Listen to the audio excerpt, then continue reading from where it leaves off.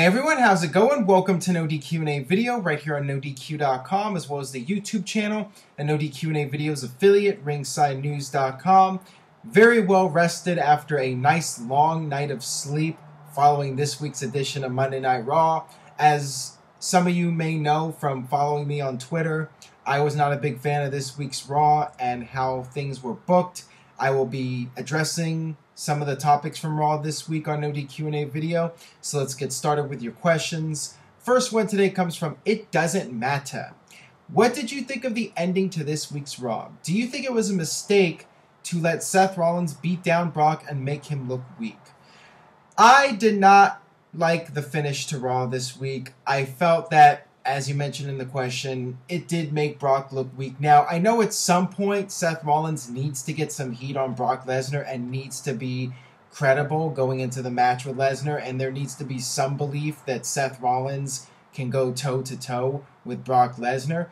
The thing is, it was done poorly on Raw. It was not executed well. Here's what I would have done. If it was me, I would have had Brock Lesnar come out there and just beat the hell out of J&J Security, and Brock did beat the hell out of Jamie Noble, but we'll get to that more in a minute. Just have Brock Lesnar destroy J&J, have him destroy Kane, and then when his back is turned, Seth Rollins hits him with a steel chair and then lays him out with the pedigree, and that's how you end Raw. So there's some questions about what's going to happen with Seth Rollins and Brock Lesnar. Yes, Seth Rollins can take down Brock Lesnar, but can he do it in a one-on-one situation? With the way WWE did it, we already know the answer. We know that no, Seth Rollins cannot take down Brock Lesnar on his own. Brock Lesnar beat the crap out of Seth Rollins, and it took Kane, of all people, to be able to take down Brock Lesnar, and then Brock Lesnar made his comeback, and then you had J&J Security trying to take him down, and finally, with all four guys, they were able to get down Brock Lesnar. But we already know now that Seth Rollins is no match for Brock Lesnar because Brock Lesnar beat his ass. So I wasn't a fan of it. I didn't think it was a good segment. I don't think it did anything to help Seth Rollins. And now I think Brock Lesnar for sure needs to win the title at Battleground because Seth Rollins is clearly not at Brock Lesnar's level. And I think a DQ or screw-job finish like that would be a huge letdown on a WWE pay-per-view. So I really feel Brock Lesnar has to win now. There's really no other choice. And it will be a sad ending to Seth Rollins' reign as champion. I think it just should have been done differently. And just wasn't a big fan of how Brock Lesnar was portrayed on the entire show. I know he's a babyface now, but the fact that he apologized to everybody and gave Michael Cole a noogie, I thought it was lame. I thought the whole show was lame. And I'm not live tweeting next week because I am just, I am so tired of these 3-hour Raws. It's more of a chore week in and week out with every week that passes by. I need a break. But moving on here, got this question from Killa Dave 10. Anyone else find Brock Lesnar's matches boring?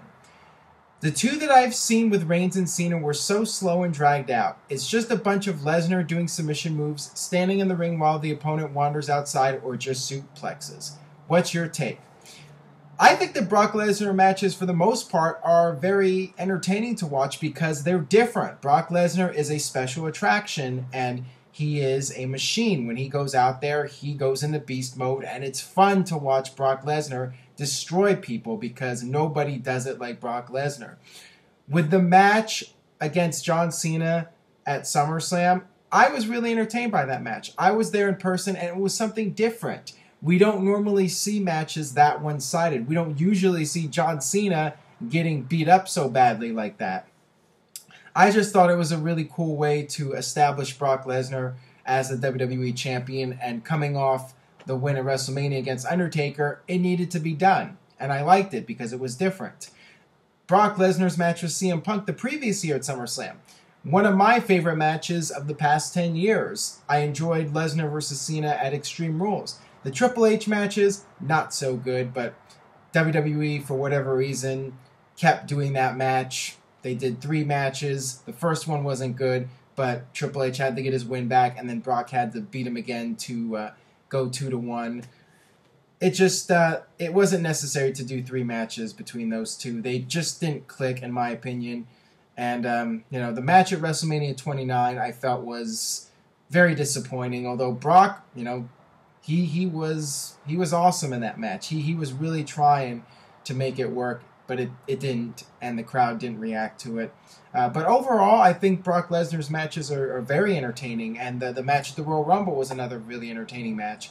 And I think Lesnar versus Rollins will be very fun to watch, because Lesnar will beat the crap out of Rollins, and Rollins will take all these crazy bumps, and it'll just be a fun massacre. So yeah, I enjoy Brock Lesnar because it's different from the norm.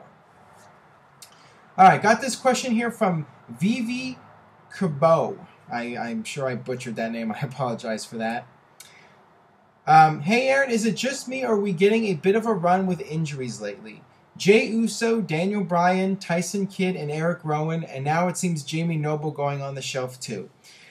Yeah, it's definitely just bad luck when it comes to injuries. WWE sometimes goes for periods without anybody getting hurt, and then there are other periods where it's like a domino effect, and one guy gets hurt and then somebody else gets hurt right away. It's definitely just a timing situation. I don't think it has anything to do with the WWE product or guys going out there and not being protected enough. I just think it's pure chance. And sometimes you're going to have a period where guys don't get hurt. Sometimes you're going to have a period where guys do get hurt. And, you know, it's just completely random. And speaking of the injuries, got this question here from CPW 1978. If reports of Rowan being injured lead to time away, would Harper get a renewed push? Team against Wyatt and maybe Bo Dallas. Regardless, until he returns fully repackaged, bad news for Rowan. Well, it's definitely very bad news for Rowan, because WWE really had nothing for him. He had nothing going until he re-teamed with Luke Harper. Now that they're split, I don't know what this means for Harper as well, because WWE didn't have anything for Harper really either. And, you know, pairing these two guys gave them something to do. It's very likely Harper is going to get lost in the shuffle, and when Rowan comes back, who knows if he'll ever get any kind of push again.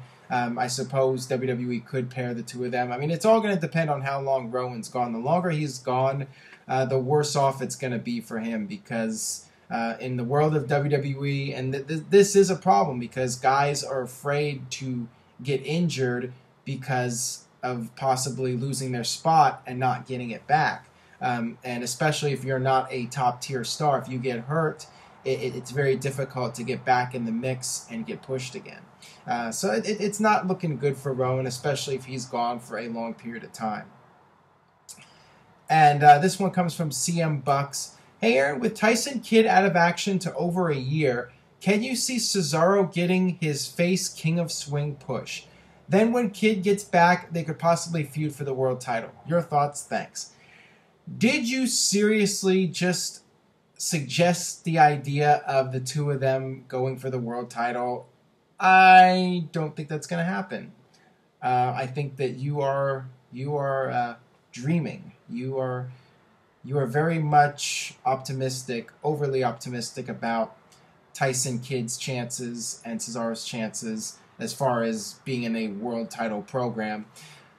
With Tyson Kidd, it's a really bad break for him, because he was finally getting a decent push in WWE. Him and Cesaro as a tag team, getting the tag team titles. Tyson Kidd was finally getting regular TV time, and then this happens. So it's just a huge bummer. It really sucks for him. And, you know, it was a freak accident what happened in the match with Samoa Joe and the Muscle Buster. I just hope he's able to come back as soon as possible. But with him being gone for a year, he's going to be lost in the shuffle, and I don't know what's going to happen when he comes back and if WWE will invest in him again. It's just really unfortunate for him. Now, as far as Cesaro goes, I hope they do something with him, but there's no guarantee. And if guys like Luke Harper aren't going to get pushed, Cesaro is also going to fall into that category. He's going to be another guy that is lost in the shuffle. And, you know, when random tag teams are formed, usually it's because WWE doesn't know what to do with the guys, so WWE pairs the guys together as a tag team. With Cesaro, I don't know if there's any long-term plans for the guy. He's extremely talented. Everyone loves him, but Vince McMahon and some of the higher-ups in WWE don't feel he's that marketable. And I don't know if they're going to do anything significant with him. This could be a difficult time for Cesaro. He could just be stuck in these mid-card feuds and stuck in a similar position as somebody like Dolph Ziggler, where he goes out there and has really good matches, but as far as any kind of meaningful storylines or any kind of long-term momentum, I don't know if it's going to be there for Cesaro. So just it's unfortunate for both guys, especially Kidd, because he got hurt, and he's not going to be able to work. That's far worse. But with Cesaro, it's not great for him either. All right, got one more question here from Richie Gore 66. Hey Aaron, have you heard anything about next year's inductees for next year's Hall of Fame? And if you had to choose 5 superstars to go in next year, who would they be? P.S. Love your show. Haven't heard anything at this point, but if I had to make predictions for next year's Hall of Fame, I definitely see the Freebirds going in because it's going to be in Texas, and that's the right time to induct them. One would think either Undertaker or Sting will be the headliner, if not both as co-headliners.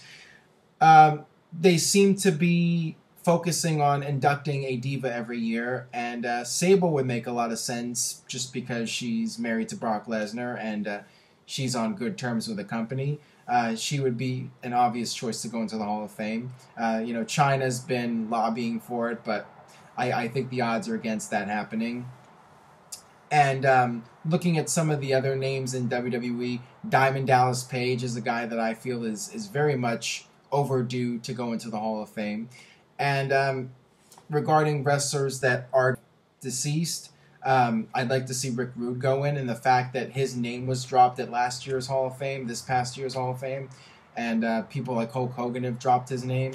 I think Rick Rude's a solid choice to go in for next year's Hall of Fame. So those would be my predictions at this point, but things can always change, and you never know who's going to go into the Hall of Fame.